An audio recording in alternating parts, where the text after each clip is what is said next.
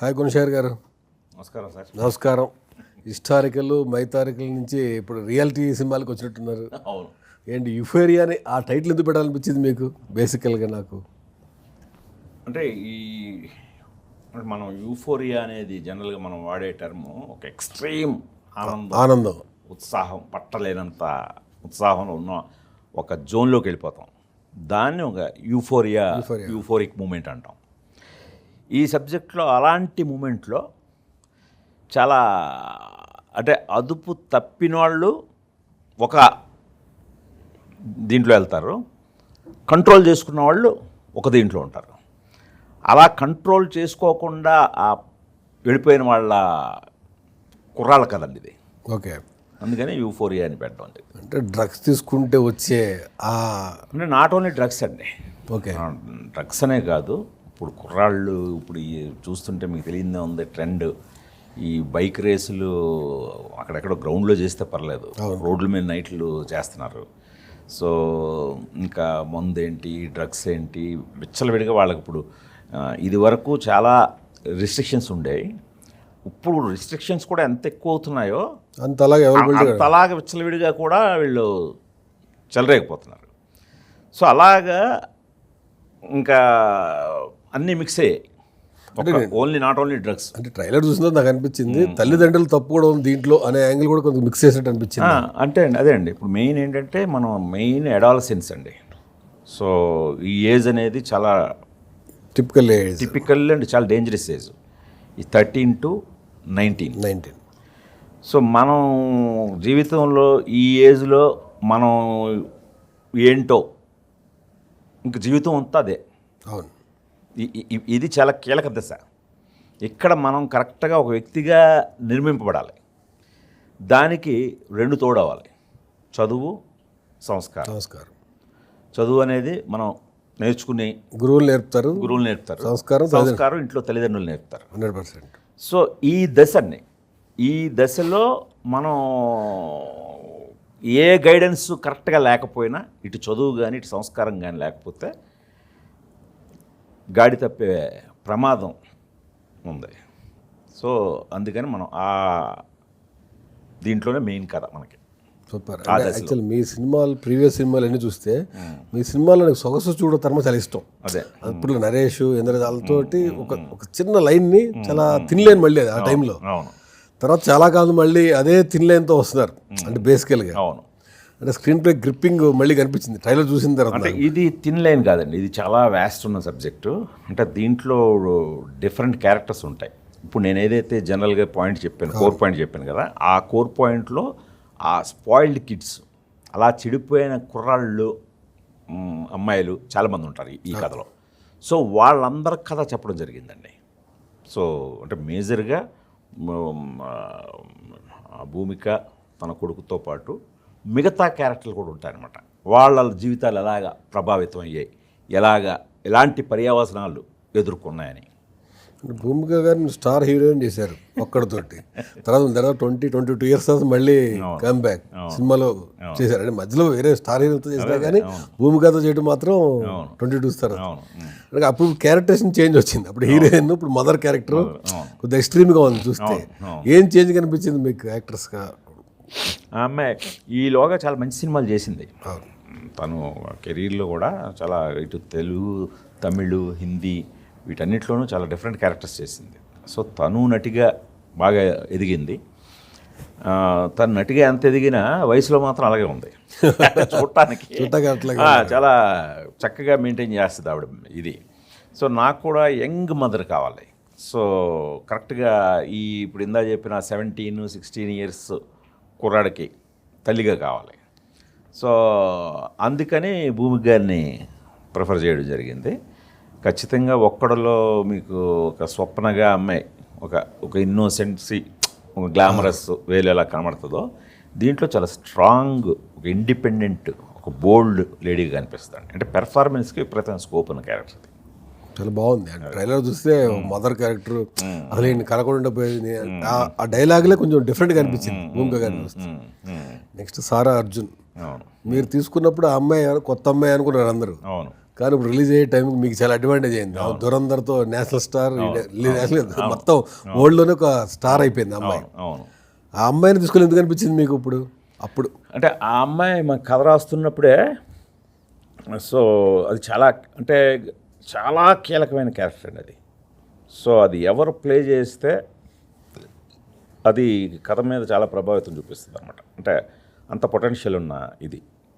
So Neelima యొక్క పొన్నియిన్ సెల్వన్ అప్పుడే వచ్చింది. అది చూసి ఓకే వాళ్ళు ఈ అమ్మాయి అయితే చాలా బాగుంటుంది, కరెక్ట్ టెండర్ ఏజ్లో ఉంటుంది, యంగ్ ఐశ్వర్య కింద ఆ నందిని క్యారెక్టర్ చేసింది.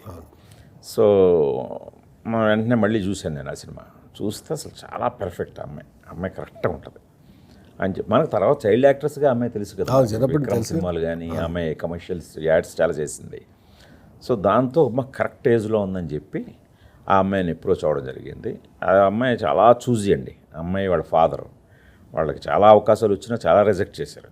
ఓకే. సో అలాంటిది నీలిమ కథ చెప్పి వాళ్ళకి కథ వింటూనే అమ్మాయి చాలా మెచ్యూర్డ్గా, అంటే ఆ అమ్మాయి చేస్తుందా లేదా అనే డౌట్ కూడా ఉంది.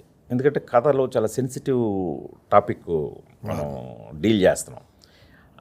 అలాంటి ఏజ్ అమ్మాయితో, 17 years ఏజ్ అమ్మాయితో, బట్ చాలా మెచ్యూర్డ్గా తను ఆలోచించి, లేదు ఈ కథ చెప్పాలి, ఇది ఇలాంటి ఇప్పుడు గర్ల్స్ ఫేస్ చేస్తున్న ఇలాంటి సిచ్యువేషన్స్ని మనం కథగా చెప్పాల్సిన టైం నాన్న ఇదని వాళ్ళ నాన్నని కన్విన్స్ చేసి ఓకే చేసింది. గ్రేట్. యాక్చువల్ సెన్సిటివ్ సబ్జెక్ట్ అన్నారు కానీ ట్రైలర్లో మీరు చెప్పారు పోక్సో యాక్టర్. లాస్ట్ ఇయర్ 2025 మార్చ్లో కోర్టు సినిమా వచ్చింది, సేమ్ అదే యాక్ట్ మీద. దాంట్లో అబ్బాయి ఎలా ఫేస్ చేశాడు అనే దాని మీద. ఇందులో కొంచెం ఎక్కువ డెప్త్గా చెప్పారు. అంటే యాక్చువల్గా మీకు గుర్తుంటే నేను ఫస్ట్ యూఫోరియా అనౌన్స్ చేసినప్పుడే ఎర్లీ 2025 రిలీజ్ అని చెప్పి పోస్టర్లు కూడా రిలీజ్ చేసాం మనం. సో బట్ ఇప్పుడు ఎర్లీ 2026 రిలీజ్ అవుతుంది. సో మీరు చెప్పిన అన్ని సినిమాల కంటే మనమే ముందు రావాల్సింది. కథ కూడా మనమే ముందు రాసాం, మనమే ముందు ఇది చేసాం. బట్ ఆఫ్ కోర్స్ ఆ సినిమా రావడం కూడా మంచిది, ఎందుకంటే ఆ పాక్సో యాక్ట్ అనేది ఒక అవేర్నెస్ కూడా క్రియేట్ చేసింది. కాకపోతే దానికి మనకి బాగా డిఫరెన్స్ ఏంటంటే అందులో ఆ యాక్ట్ని మిస్యూజ్ చేస్తారు. అంటే ఆ క్యారెక్టర్లో మిస్యూజ్ చేసి ఒక కుర్రాన్ని బలి చేయాలనుకుంటారు. సో మన దాంట్లో మిస్యూజ్ కాదండి. అంటే పాక్సో యాక్ట్ అనేది ఎంత పవర్ఫుల్లో అంత పవర్ని మనం చూపిస్తాం ఇందులో. అంటే అది జీవితాలను నాశనం చేసేస్తుందండి. అంటే మామూలుగా ఉండవు కాన్సిక్వెన్సెస్. ఆ వర్స్ట్ కాన్సిక్వెన్సెస్కి ఎలా వెళ్ళిపోతారనేది ఈ యాక్ట్ మీద అది చాలా డెప్త్కి వెళ్ళి చెప్పడం జరిగింది. సో ఇది మేజర్ చేంజ్ అన్నమాట. అది కాలభైరవ మ్యూజిక్ డైరెక్టర్గా ఆయన ఎందుకు అనుకున్నారు అని మీరు ఎక్కువ మణిశర్మ గారు ఆ ట్యూన్లు వెళ్తూ ఉండేవారు. అంటే ఇంక ఈ యూఫోరియా అని ఇంక అనుకున్నప్పటి నుంచే దీని సౌండ్ కానీ విజువల్ కానీ కొత్తగా మార్చాలనుకున్నాను నేను. ఎందుకంటే ఇప్పుడు ట్రెండ్కి తగ్గట్టుగా ఒక న్యూ ఏజ్ ఫిలిం మేకింగ్ చేయాలి, ఈ కథకు అలాంటి అవసరం ఉంది. సో అందుకని నేను రెగ్యులర్ టీం కాకుండా ఈ కొత్త వాళ్ళు అప్కమింగ్ వాళ్ళతోటి వెళ్తే నేను డిఫరెంట్గా ఎక్స్ప్లోర్ చేసుకునే వీలు ఉంటుందనే ఉద్దేశంతో సో కాలభైరవ, అప్పటికే కార్తికేయ 2 చూసాను, మత్తు వదలరా కానీ. సో తను చాలా డిఫరెంట్ ఇది ఇస్తున్నాడు, సౌండే చాలా ట్రెండీగా ఉన్నాడు. సో అందుకని తనను తీసుకోవడం జరిగింది. అలాగే కెమెరామెన్ కూడా మన పిఎస్ వినోద్, రత్నవేలు గారి దగ్గర వర్క్ చేసిన అతన్ని ఇంట్రొడ్యూస్ చేశాను. మొత్తం కొత్త వాళ్ళని పెట్టారు, సీనియర్ యాక్టర్స్ పెట్టి మింగిల్ చేశారు. అదే అవునండి, కరెక్ట్. మా గుణశేఖర్ గారు అనగా నాకు వెంటనే ఒక్కడు పెద్ద సెట్ చూడాలని ఉంది, పెద్ద స్టార్స్. అక్కడి నుంచి ఒక్కసారి మైథాలజీకి వచ్చారు, రాణి రుద్రమదేవి, తర్వాత శాకుంతలం మైథాలజికల్గా.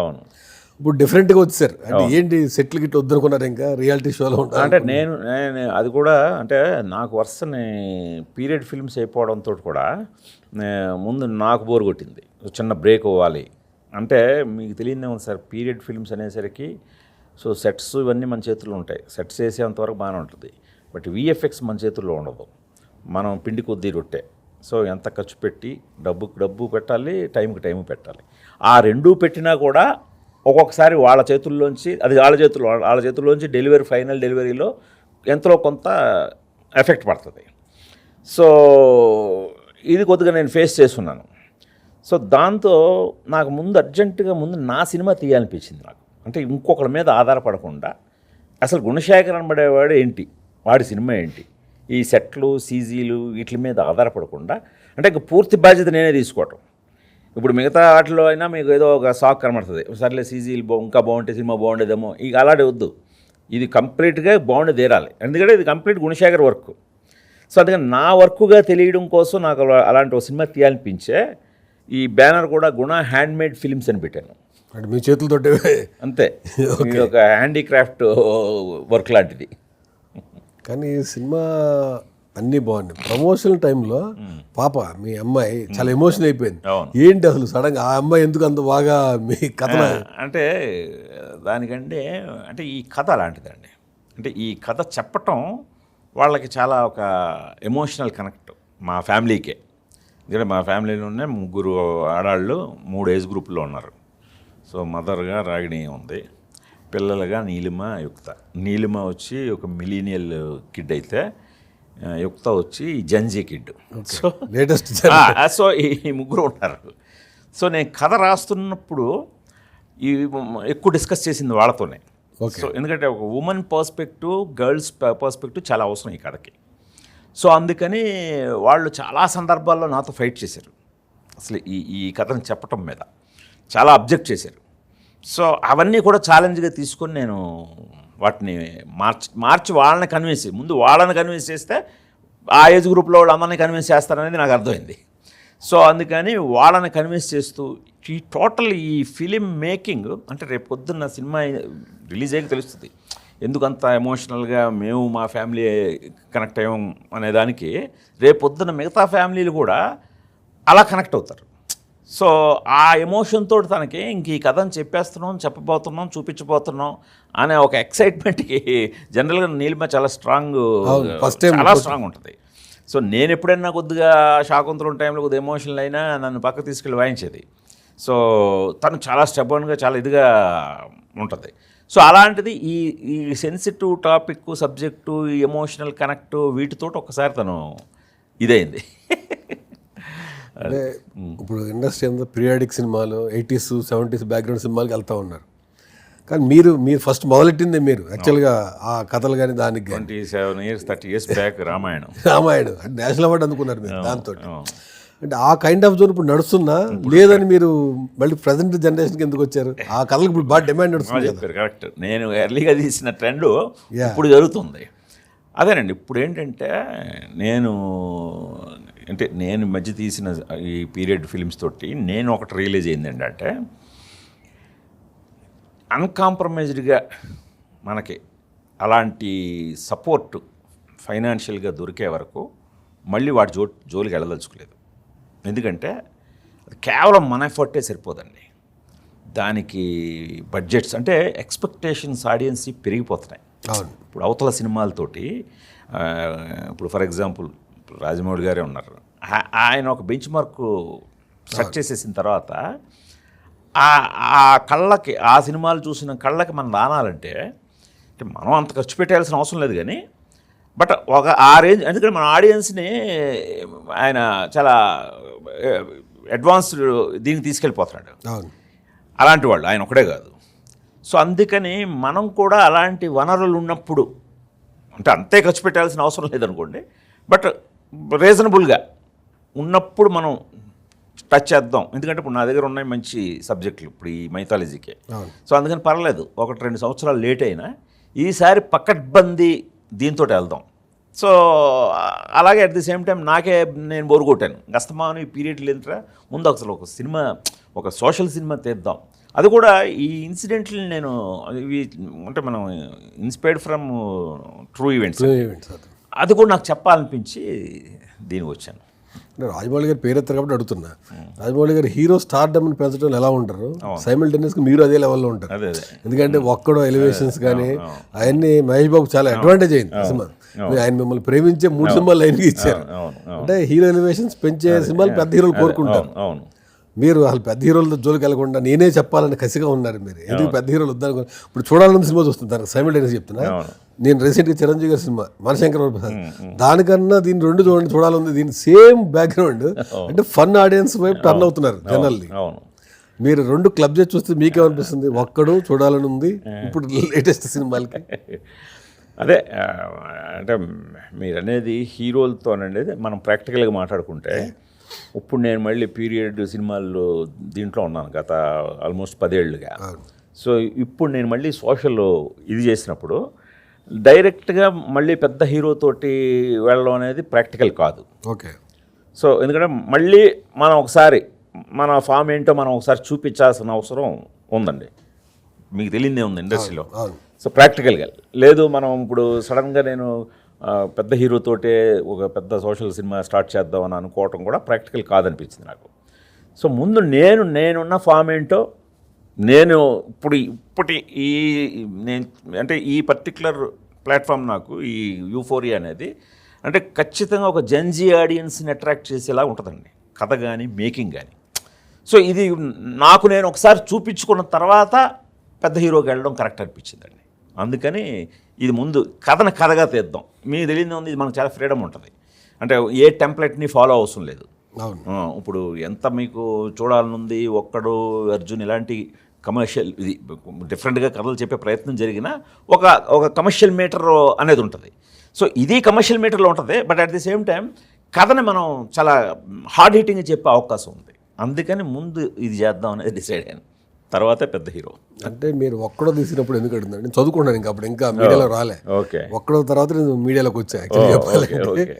ఆ టైం నుంచి మీరు ఎంఎస్ రాజు గారు మళ్ళీ కలిసి సినిమా చేస్తారని చూస్తూ ఉన్నా. కానీ ఇంతవరకు ఆ కాంబినేషన్ సెట్ కాలేదు, తీయడానికి కూడా కుదరలేదు. ఎందుకని కుదరలేదు అంటారు? ఆయన కంఫర్టబుల్ ఉన్న ప్రొడ్యూసరే కదా మీకు అప్పుడు. ఎందుకు కుదరలేదంటే ఆయన డైరెక్టర్ అయిపోయాడు, నేను ప్రొడ్యూసర్ అయిపోయాను. ఓకే. ఇప్పుడు ఆయన ప్రొడ్యూసర్గా వస్తే మళ్ళీ నేను డైరెక్టర్గా నేను చేయడానికి సిద్ధం. అప్పుడు డెఫినెట్గా వస్తుంది సినిమా. డెఫినెట్గా నేను ఎంఎస్ గారు పంపిస్తే కట్ చేసి. అంతే కదా. అంటే మీరు చేసిన అశ్విత్ దత్ గారు మీకు ప్రొడ్యూసర్, ఇంకా స్టిల్ ఇప్పుడు వాళ్ళ అమ్మాయిలు కూడా కంటిన్యూ చేస్తున్నారు ఆ లెగసీని. అవును.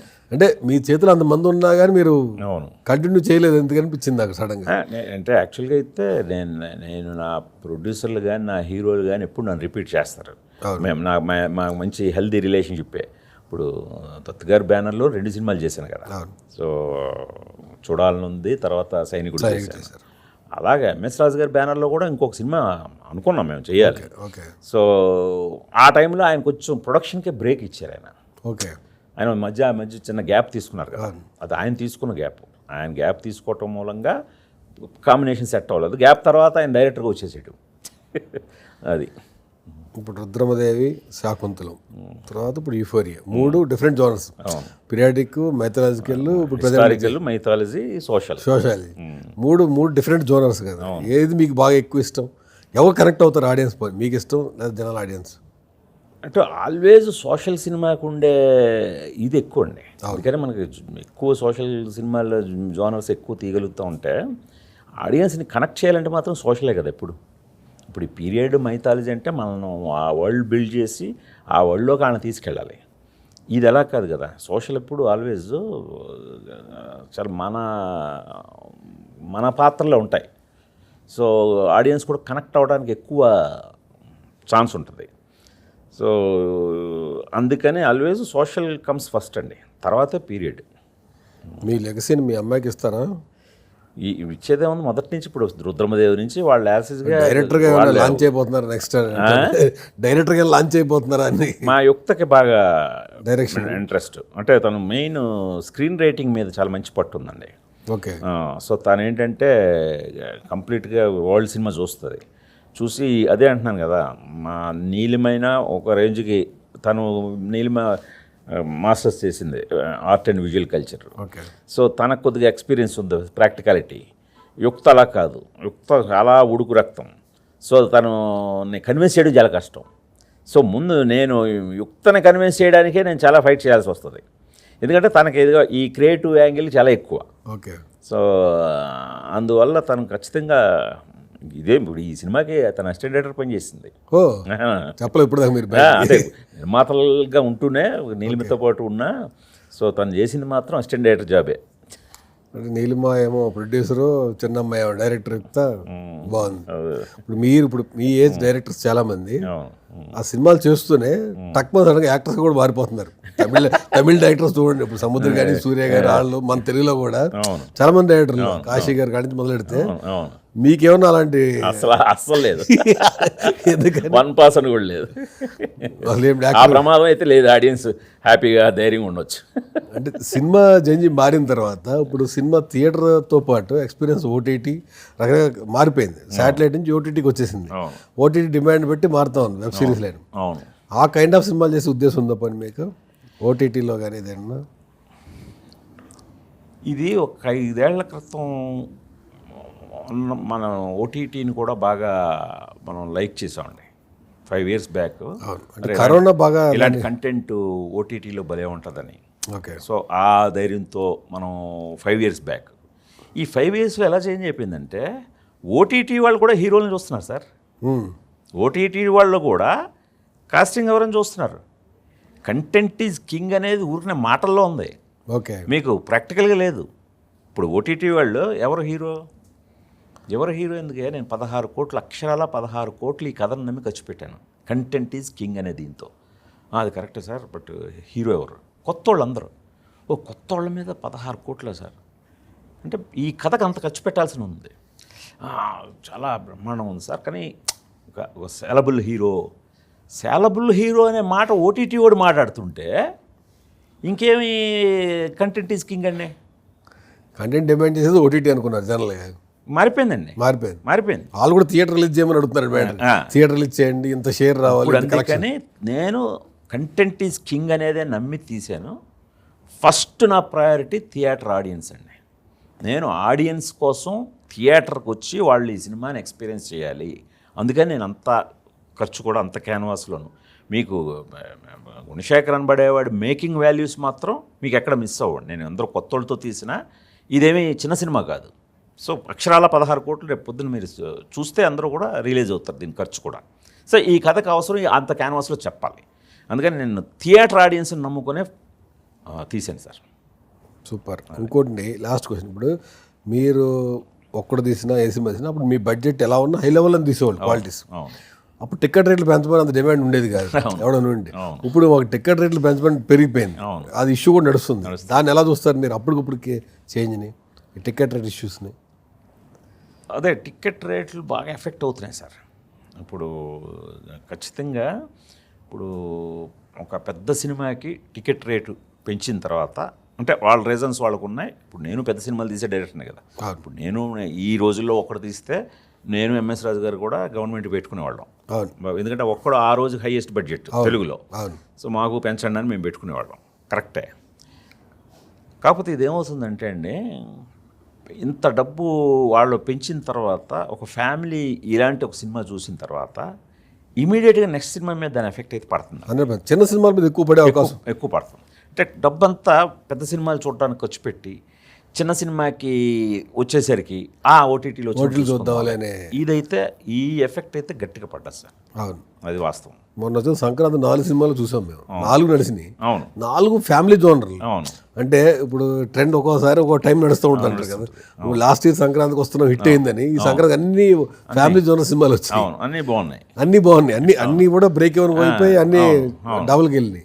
అంటే ఇన్ ఫ్యూచర్ మళ్ళీ అందరూ ఈ జోనర్కి వెళ్తున్నారు. మీరేమో నా జోనర్కి తిప్పే అవకాశం ఉందా? అంటే నాకు నేను ఇప్పుడు అదే అండి 2026 ఇప్పుడు మీరు అన్నట్టు చక్కటి నవ్వులతోటి చాలా ఫ్యామిలీ ఇంటిల్లపాది మనం సినిమాలు అన్నిటినీ ఆదరించారు, అన్నీ చక్కగా నవ్వుకుంటూ చూసాం. ఈ ఫిబ్రవరి 6కు వచ్చేసరికి ఒక్కసారి అదే ఫ్యామిలీస్ అందరం ఒక్కసారి రియాలిటీకి వద్దాం. రియాలిటీ సినిమా చూపిస్తాం. ఒక్కసారి మన పక్కన ఏం జరుగుతుంది, మన ఇంట్లో ఏం జరుగుతుంది, మనకు తెలియకుండా మనోడు ఏం చేస్తున్నాడు. మన అబ్బాయి వాడు ఇక్కడ బుద్ధిగా పుస్తకం చదువుతున్నాడు కనబడుతున్నాడు, కానీ బయటకు వెళ్ళేసరికి ఈవినింగ్ వెళ్ళేసరికి ఏ ఫ్రెండ్స్తో తిరుగుతున్నాడు, ఎలాంటి ఫ్రెండ్స్తో తిరుగుతున్నాడు, ఎప్పుడు వస్తున్నాడు, ఈలోగా ఏం జరుగుతుంది, అమ్మాయి అయినా అబ్బాయి అయినా. ఇది ఒక్కసారి ఈ కాన్షియస్లోకి వెళదాం సార్. అందుకని అదే నా విన్నపం ఆడియన్స్ కూడా. సూపర్ గుణశేఖర్ గారు, ఈ యూఫేరియాతో మళ్ళీ కంబ్యాక్ అయ్యి పెద్ద హిట్ కొట్టాలని మనస్ఫూర్తిగా కోరుకుంటున్నాను.